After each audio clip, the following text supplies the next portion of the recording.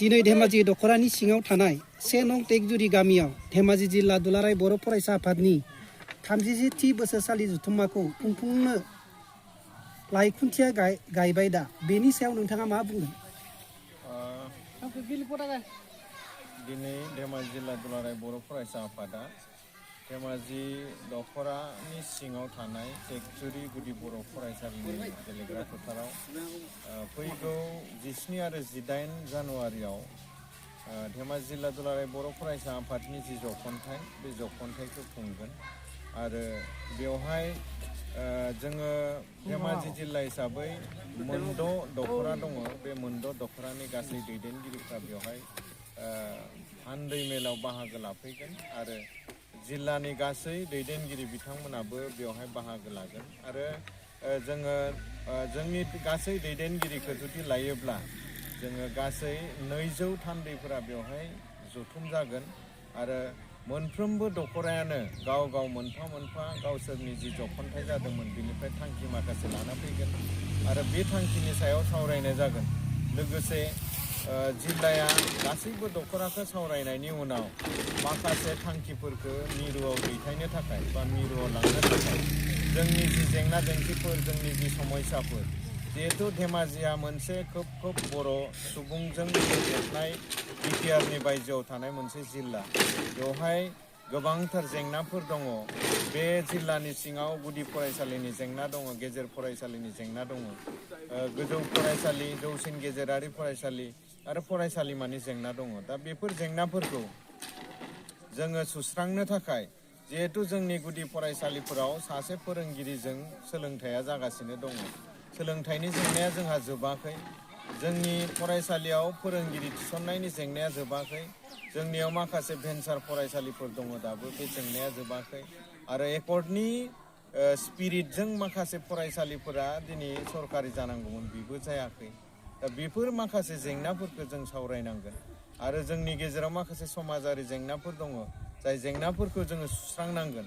दा बेफोरखौ लानानै जोङो 17 आरो 18 जानुवारिनि जानो गोनां बे धेमाजि दख'रानि सिङाव टेकजुरि गामिनि गुदि फरायसालिनि गेलेग्रा फोथाराव जि खुंनाय बे 31थि धेमाजि जिल्ला दुलाराय बर' फरायसा आफादनि जखनथाइ बेयो मेहेर गोनां जागोन।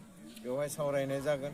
बेवहाय जोंनि जिल्लानि सिङाव थानाय बा जोंनि जिल्लानि माखासे बर'नि माहारियारि आफादफोरनि दैदेनगिरि, आफादगिरि नेहाथारि आरो गुबुन गुबुन जोंनि जि आफादफोरनि दैदेनगिरि आरो जोंनि ओनसोलनि जि मेलेमजिबि बिथांमोनखौ बेवहाय खावलायनाय जादों आरो बेवहाय बिथांमोनाबो बाहागो लानानै जोंनि बे जि जखनथाइ बेयो खोब मेहेर गोनां जागोन होननानै जोङो सानदों आरो जोंनि गाहाय नेहाथारि आरो आफादगिरिया जिल्लानि बेनि सायाव सावरायनायखौ मेहेर गोनां खालामनो थाखाय बिथांमोना खामानि मावगासिनो दङ।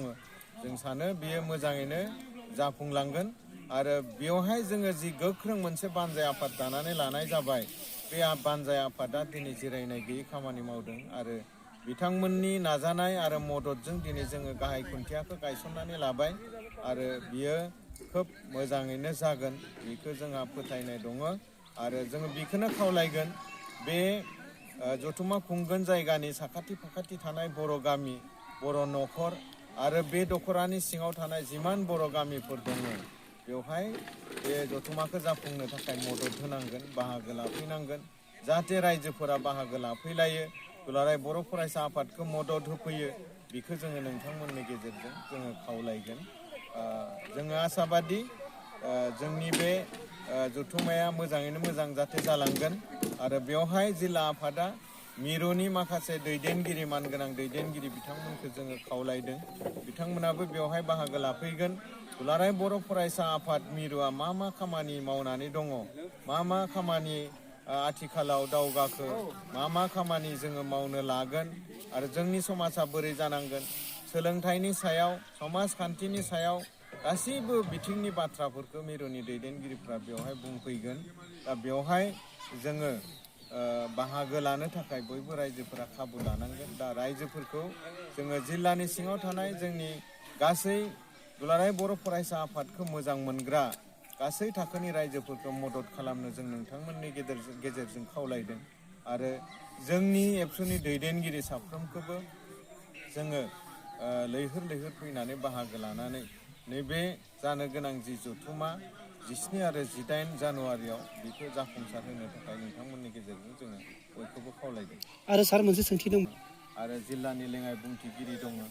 आरोबाव धेमाजि दख'रा दुलाराय बर' फरायसा आफादनि गाहाय नेहाथारि आरो गुबुन गुबुन बिबाननि दैदेनगिरि लोगोसे बानजाय आफादनि गासैबो चेयारमेननिफ्राय लानानै वर्किं प्रेसिडेन्टनिफ्राय लानानै गाहाय नेहाथारि आरो गुबुन गुबुन बिफाननि दैदेनगिरि बिथांमोना बाहागो लादों।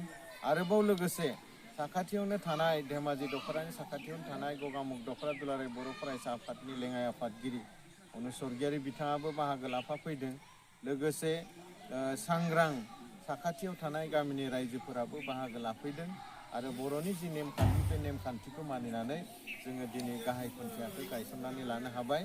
दा साफ्रोमबो गाहाय खुन्थिया गायनायाव बाहागो लाफैनायनि थाखाय धेमाजि जिल्ला दुलाराय बर' फरायसा आफाद आरो धेमाजि दख'रा दुलाराय बर' फरायसा आफादनि जानानै आङो साफ्रोमनोबो गाहाम हामलायनाय बावहरदों। आरो सार फैबाय थानाय हाबाफारियाव ओनसोलनि रायजो राजाफोरनि माबायदि अनसाय मोनगोन होनना मिजिं खालामदों?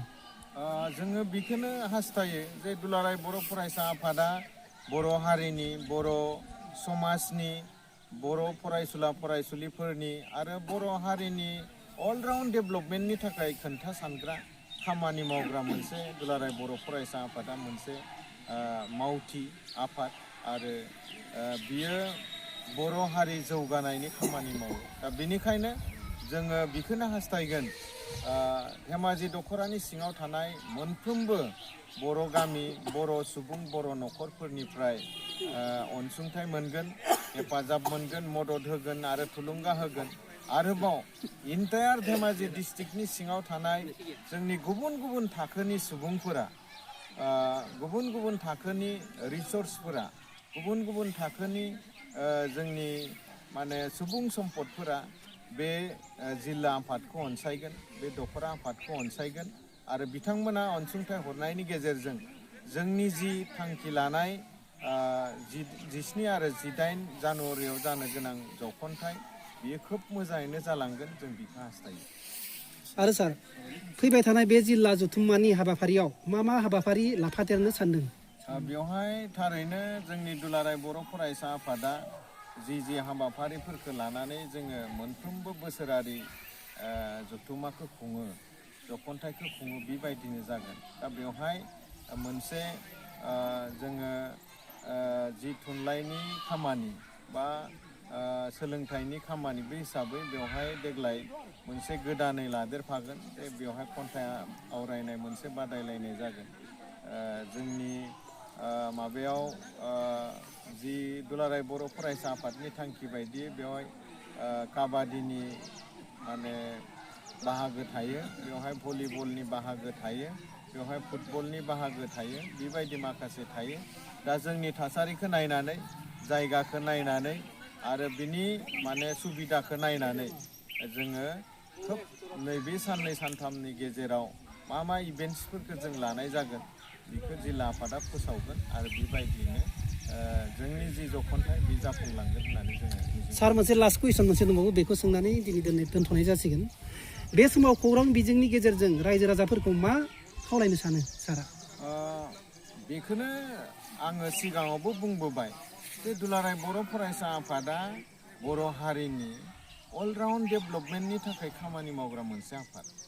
दा बे दुलाराय बर' फरायसा आफादखौ रायजोनिनो बियो मोनसे आफाद, बर' हारिनि खामानि मावग्रा मोनसे आफाद।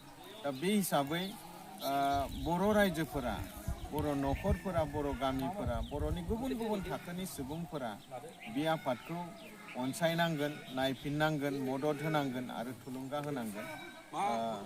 अब्ला बे आफादा बर' हारिनि थाखाय जौगानायनि थाखाय, गुबुन गुबुन बिथिंनि थाखाय, गुबुन गुबुन समस्याफोरनि थाखाय खामानि मावनो बियो गोहो मोनगोन, बोलो मोनगोन आरो थुलुंगानाय मोनगोन। दा बिनि थाखायनो आङो रायजोफोरखौ खावलायगोन जे दुलाराय बर' फरायसा आफादखौ नायफिननाय, अनसायनाय, थुलुंगा होनाय आरो बोसोन होनाया रायजोफोरनि मोनसे बिबान।